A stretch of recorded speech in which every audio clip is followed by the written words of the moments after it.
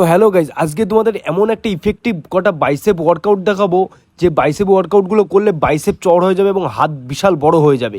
আর আজকে যে বাইসেপের যে ওয়ার্কআউটগুলো দেখাবো, এই ওয়ার্কআউটগুলো অবশ্যই তোমাদের বাইসেপ ওয়ার্কআউটের দিন অ্যাড করে নেবে, খুবই সুন্দর রেজাল্ট পাবে এবং বাইসেপ খুব চড় হবে, খুব বড় হবে এবং খুব গ্রোথ করবে।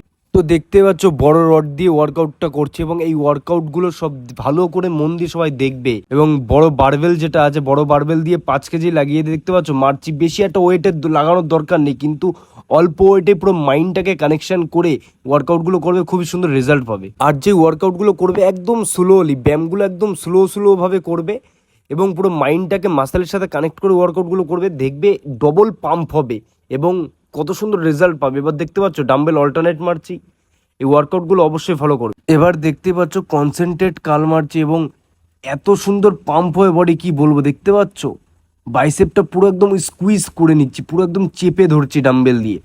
তো এরকমভাবে ওয়ার্কআউটগুলো করে দেখবে। আর এটা হলো লাস্ট ওয়ার্কআউট, লাস্ট ব্যায়াম। দেখতে পাচ্ছ হ্যামার মারছি এবং হ্যামারের পাম্পটা দেখো সুন্দর, তোমরা দেখতে পাচ্ছ রেজাল্টটা এত সুন্দর।